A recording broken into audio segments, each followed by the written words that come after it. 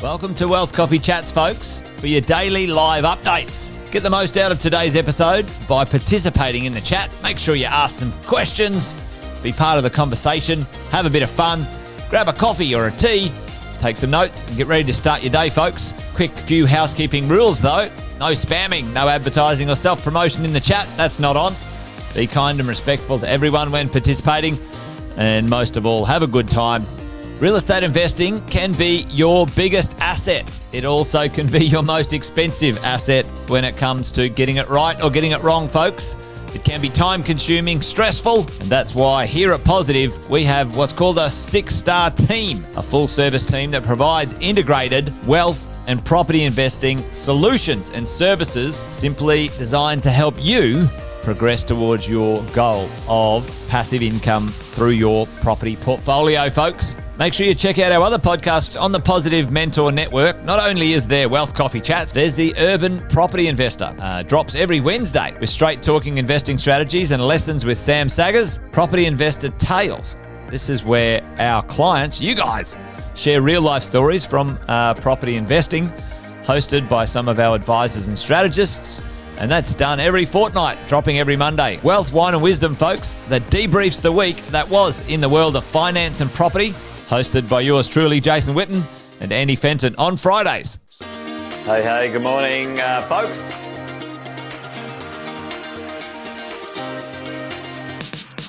Good morning, everybody. Welcome to another Wealth Coffee Chat. Hope you're well, folks, wherever you are. There it is, team. Morning. Morning, wherever you're tuning in from today. Early bird gets the worm, they say. Here at Positive, we offer a 6-star team. It's a team that help you at every stage of your wealth creation journey.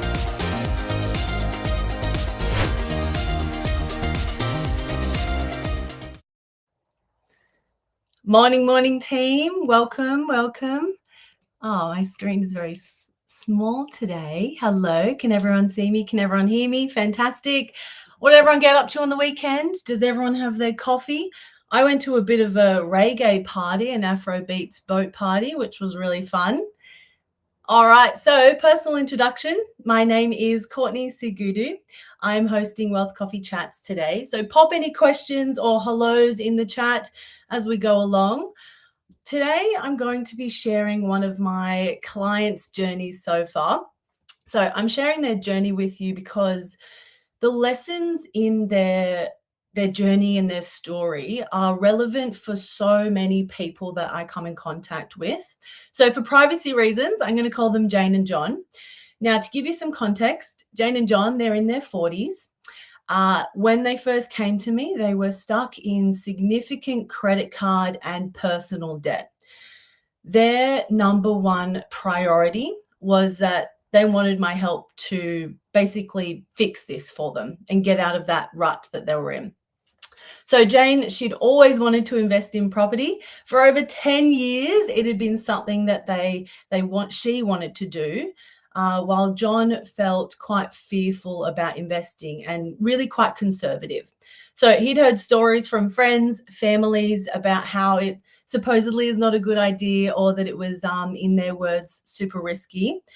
Now, John was swayed by other people's fears and other people's and families' fears around investing, which effectively meant that he put off investing in their wealth and in their education for, as I said, 10 years. So their situation is all too common. People want to create something bigger for themselves, something bigger for their family, using their hard-earned money, and yet a lot of people delay any decisions for years and years and years. People will put off their financial wealth forever. They wake up in their 50s, 60s, or 70 years old, and, excuse my French, but they're up shit creek with no assets that are creating them an income. If these people were forced to stop work tomorrow, they had no income coming in to sustain their current lifestyle. So as the saying goes, a lot of people are asset rich and cash flow poor. And if I can just chew on this a little bit, When you wake up in your 50s, 60s, or 70s with no assets creating you an income, some people need to take bigger risks and they need to act quite swiftly in order to retire on something that's comfortable and really not rely on the pension, which is practically life support. It is not lifestyle income. Pop it in the chat for me. Do you know how much the pension is per week or per year at the moment? Pop it in the chat while I have a sip of coffee. So people's hesitations or even procrastination around changing their financial position usually stem from not feeling fully confident in what they want to do, perhaps not being fully informed, or even getting stuck in analysis paralysis. So overwhelmed by too much information. Nintendo, 38K, Nick, 29K, some close guesses. So yes, I have a screen here. This is a little bit outdated as of last week because there's been a pay increase. So for a couple combined, the pension is 1780, so 1780 a fortnight, which works out to be $890 a week. So that's $46,000 a year as a couple, which equates to only $445 a week per person. Can you live off $445 a week? Yes, Rosie, that's crazy. How can you live off that? Yeah, absolutely. So like I said, pension is life support. It is not lifestyle income. So back to Jane and John. They're supporting their two younger children. They were working really hard over the years, paying down their family home. They were thinking that that was going to make them wealthy and financially free, but they were feeling stuck. They were in some mud and they knew that something had to change. So when we first met, they were actually not even aware of the interest rate they had on one of their credit cards. Can anyone guess what their interest rate was? Pop it in the chat for me. So yes, Jane and John, they were managing their payments. They were paying off every week, but they weren't getting anywhere. Let me change my slide here. So team, I want to be absolutely clear. There is never any shame around asking for help or facing debt because you don't know what you don't know. So many of us were never taught financial discipline or even how to deal in financial challenges. So debt doesn't make you a failure. It just means that you encountered complexities that most people experience in some point of their life. So we started with a debt consolidation strategy. I brought in an expert broker to help. We workshopped some different ideas together alongside Jane or John, and we started to build out a financial strategy. So you guessed it, that included getting rid of bad debt. This really gave them breathing space. And we started to get a roll on, started to get their finances on track. So it's not only about getting out of debt, but it's also about how do you keep out of debt? Out in the world, there's marketing. It's really designed to convince us to spend, to keep on spending, even when it's not in our best interest. So think of the buy now, pay later, lay-by. I've heard people put pizza on their afterpay. So these incentives are keeping us in debt. We need to be able to recognize these tactics and make informed decisions. And that's a really powerful way to protect your financial future. So I asked Jane and John to take a fresh look at how they manage their money. So you guessed it, the B word. We looked at their budget.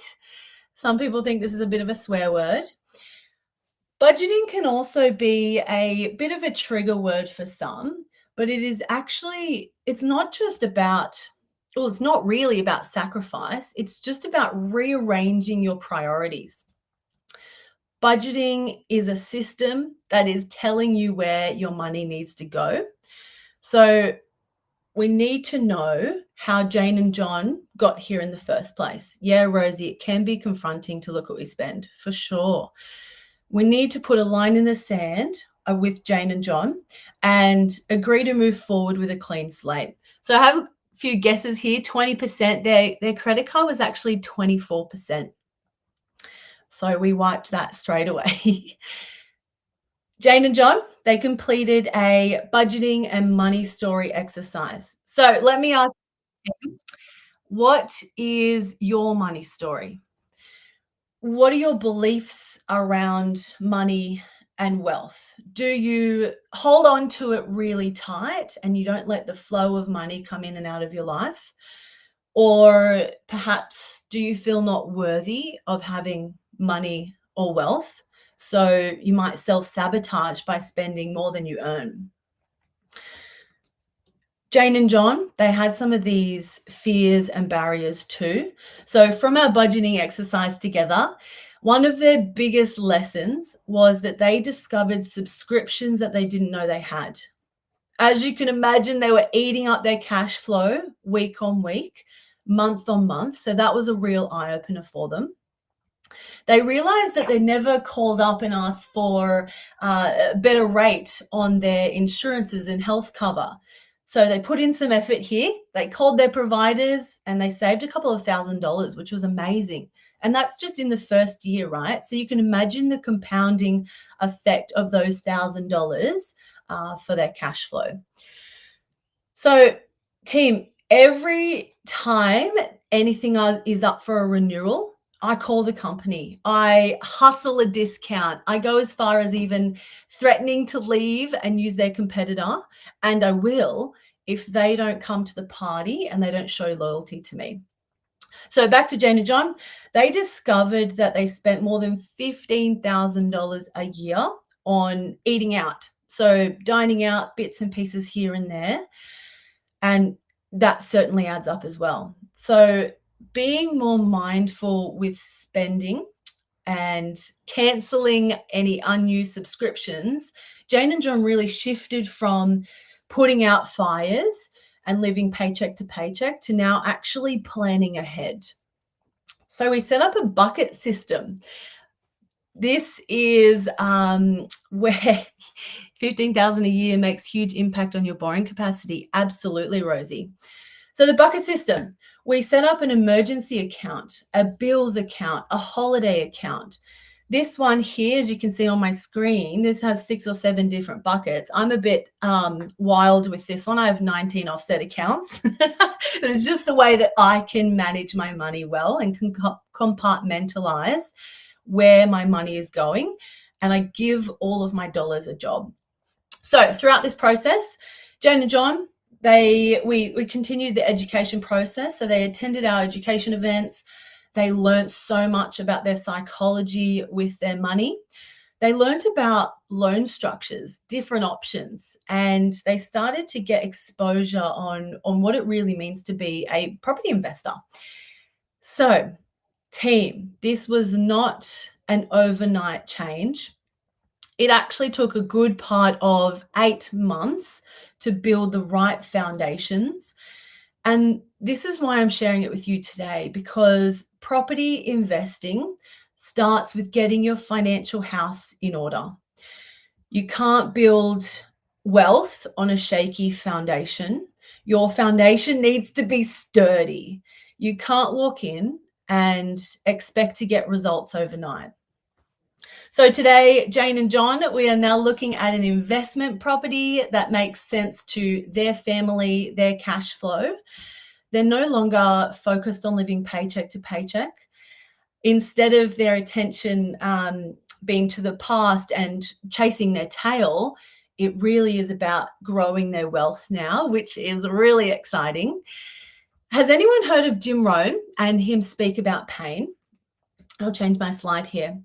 I love what he says, and I quote, "We suffer one of 2 things.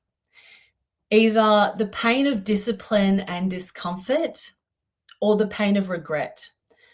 You have to choose discipline versus regret, because discipline weighs ounces and regret weighs tons." End quote. Choosing discomfort now will be challenging, but it is far less challenging than carrying that heavy regret that you'll feel later. Jane and John's journey, it hasn't been easy up to this point. It's required grit and discomfort. It required them to get really honest and acknowledge and take accountability for how they actually arrived in this situation in the first place. There are, of course, still fears and barriers that they're working through together because it's just the beginning of their journey. But rather than them regret for, say, another decade, they're choosing to step outside of their comfort zone. And that takes courage. That takes stepping outside of what your immediate friendship circle or friends are, family, and what they are typically doing. Because too many people really take advice from others who, frankly, aren't where they want to be financially. So when you receive advice, really take a moment to just check in with yourself and ask, does this person have, or are they actively working towards where I aspire to be, the financial stability that I aspire to be? It's really important to receive guidance, but guidance from those who are on the path and achieving the kind of success that you want. So if you really want to do something, you will find a way. If you don't, you will find an excuse. Jim Rohn, he has amazing quotes and amazing podcasts too. They're incredible motivation. So lesson for all of us today, sometimes the first step is just being honest. It is checking in to see what's holding us back and then committing to action, however uncomfortable that is. Team, what can you take from Jane and John's journey today? Can you relate to some of the aspects of their story? Where could you make possibly some small changes in your life? Imagine if they had have invested 10 years ago when they first thought about investing. How much farther ahead do you think they would have been towards their goals or their passive income for their family? Quite a bit, I'd say. So get in touch if you need support. There are so many people that can help you get out of debt, that can help you get closer to your goals. Lean on your 6-star team as well. Alrighty, that was a short and sweet Wealth Coffee Chats today. I hope this was helpful, team. Thank you for your interaction this morning. Thank you for being you. Thank you for coming here and wanting to play a bigger game and to better your wealth. And join us on Wealth Coffee Chats tomorrow. Have a fantastic week, team. Thanks for watching another episode of Wealth Coffee Chat, folks. Make sure you like, subscribe, and turn on your notifications so you never miss a thing when we go live. Improve your portfolio and investing game, folks, with Wealth Coffee Chats live every morning at 8:10 each weekday. Make sure you join us. Previous episodes are also available wherever you get your podcasts, folks, as well as our other podcasts from the 6-star team here at positivementor.com.au.